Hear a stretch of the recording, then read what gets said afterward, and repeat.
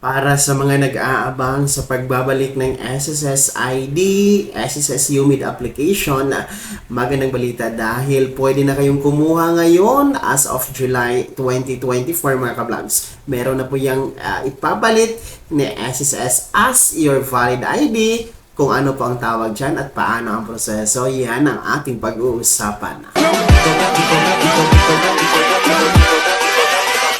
Hold up.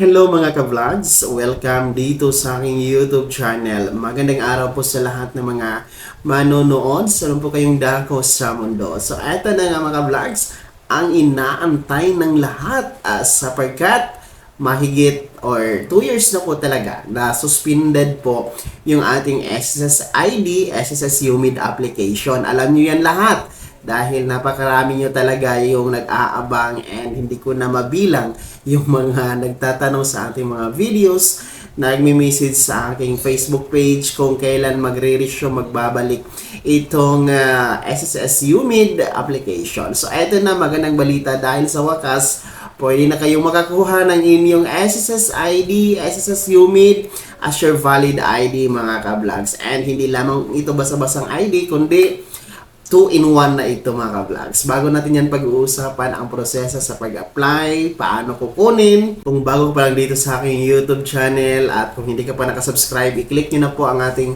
subscribe button na nasa baba at huwag kaligtaan na i-turn on ang notification bell para updated ka sa lahat ng mga videos na i-upload ko. So mabalik tayo dito sa SSS UMID sapagkat sa sinabi ko na kanina ay 2 years talaga na suspended and marami ang apektado dito sa SSS UMID na suspension mga ka-vlogs. Ang SSS UMID po ay isa sa mga primary IDs, nangungunang primary IDs dito sa Pilipinas kung saan ito po ay ginagamit natin sa ating mga transaksyon sa either government or private agencies mga ka-vlogs, no? And itong SSS UMID ay talagang gamit na gamit sa pagkuha natin ng Philippine passport, pag-apply natin sa abroad, gaya po sa ating mga OFW sa bansang Taiwan sapagkat ang SSS UMID ay kinakailangan po bago po kayo makapag-apply,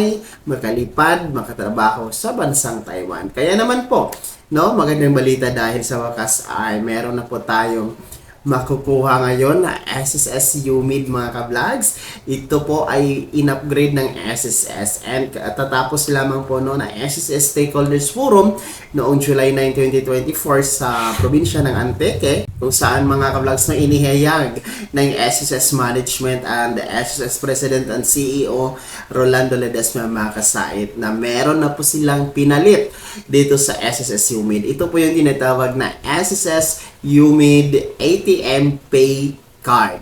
So, ang SSS UMID ATM Pay Card ay hindi lamang po siya valid ID, kundi ay disbursement bank din po natin, no? Disbursement account din po natin kung tayo po ay maglo-loan sa SSS or mag-claim ng mga benefits, no, kay SSS. So, dyan po siya ihuhulog. So, serve as valid ID and ATM card na din po yung tinatawag natin na SSS UMID ATM Pay Card mga ka-vlogs. So ito po yung pinalit sa SSS UMID mga ka-vlogs, yung card talaga na walang o hindi siya disbursement account natin or ATM pay card natin. So sinuspindi kasi yon or tinanggal talaga, no, pinatigil ng SSS President yung SSS UMID, no, pinakansila niya yung kontrata mismo para daw maiwasan ang korupsyon at ayon naman din po sa kanya ay nakatipid ang SSS sa pagkansila ng kontrata sa pag-imprinta ng SSS UMID natin, no? Nakatipid daw sila ng 3 bilyong piso. So ito yung pinalit nila ngayon, tinatawag na SSS UMID ATM Pay Card kung saan wala na po itong bayad. Ang gawin nyo lamang po ang proseso, pumunta kayo sa inyong my.sss account sa inyong cellphone. Kaya po mga SSS members, kung gusto nyo pong kumuha ng SSS Humid ATM Pay Card as your valid ID, no? Dapat po talaga na mag-create kayo, dapat po talaga na gumawa kayo ng inyong my.sss account mga ka-vlogs, no? Kung hindi pa kayo nakakreate niyan, ay gumawa na kayo mga ka-vlogs, no? Madali lang po yan, no? Punta lamang po kayo sa www.sss.gov.ph, then create account. Sapagkat doon po tayo mag-upgrade, mag-apply na yung ating SSS Humid ATM Pay Card. So para po sa mga meron ng existing na ATM na SSS Humid card mga ka-vlogs or all the SSS ID, ang gagawin lamang po niyan is i-upgrade lamang, no? Mag-upgrade lamang po kayo, punta kayo sa inyong my.sss account, then pag login niyo po, punta kayo sa services doon sa portal yo, then merong nakalagay doon na upgrade your Humid to Pay Card. So i-click niyo lamang po doon mga ka-vlogs. So ganun na talaga yung kahalagahan, no, ng gawa ng my.sss account. So sa mga first timer, yung mga never pa talaga nag-apply, never pa talaga nagkaroon ng SSS Humid or SSS ID mga ka-vlogs, ayan, ang gagawin niyo po ay pumunta kayo sa pinakamalapit na SSS branch sa inyong lugar, and then mag-fill up kayo doon ng form mga ka-vlogs, and then para ma-process po yun, no? Kasi ang partner bank nito is si Union Bank, pero hindi tayo pwedeng mag-direct kay Union Bank kasi si Union Bank, partner bank lamang po yan, no? Doon lamang po ipaprocess, sila lang po yung gagawa ng ating SSS Humid ATM Pay Card. So after nila ma-process yun, ibabalik nila kay SSS. Then si SSS po ay magdi-deliver sa atin, or kung hindi i-deliver ay pwede natin pick upin sa pinakamalapit na SSS branch kung saan tayo nag-apply ng ating SSS Humid ATM Pay Card mga ka-vlog. So yun lang po ang proseso,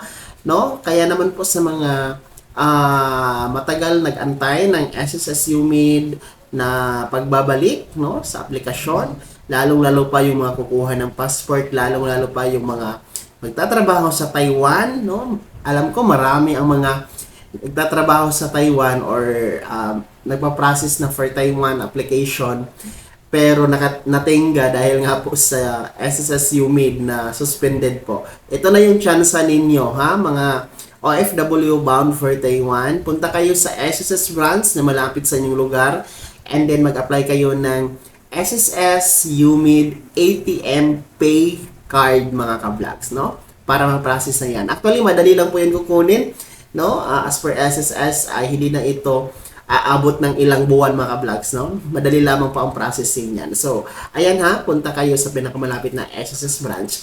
And pwede din po ha sa tinatawag natin na my.sss account, punta kayo sa services, then merong tab doon na nakalagay doon na upgrade Humid to ATM Pay Card. So, yun, good news po sa ating mga ka-vlogs dyan na nag-aantay ng SSS Humid applications. And kudos na rin po sa SSS dahil kahit sila, sinuspinde yung Humid application, ay meron naman po silang pinalit na serve as our valid ID. Take note ha, valid ID pa rin po itong SSS Humid ATM Pay Card mga ka-vlogs, ha? Valid ID pa rin to kahit ito ay isang disbursement ATM card mga ka-vlogs. Bago ako magtapos sa video na to, kung nais na po sumuporta sa aking channel, maaari niyo pong i-click ang ating super text button na nasa baba. Sa mga nais maging miyembro, ayan po ang ating join button. Maraming perks dyan, mamili kayo mga ka-vlogs. Sana'y naging gabay ang video na to. Kahit paano nabigyan tayo ng bagong kaalaman, idea, and na-update tayo sa mga bagay-bagay na mahalaga sa pagiging miyembro, benepisyaryo at pensyonado sa SSS. Kung hindi ka pa nakasubscribe dito sa aking YouTube channel, maaari nyo nang i-click ang ating subscribe button na nasa baba. Huwag niyong kaligtaan na i-turn on yung notification bell. Ilagay niyo po sa all para updated ka sa lahat ng mga videos na i-upload ko. Maaari mo din i-like ang video na to.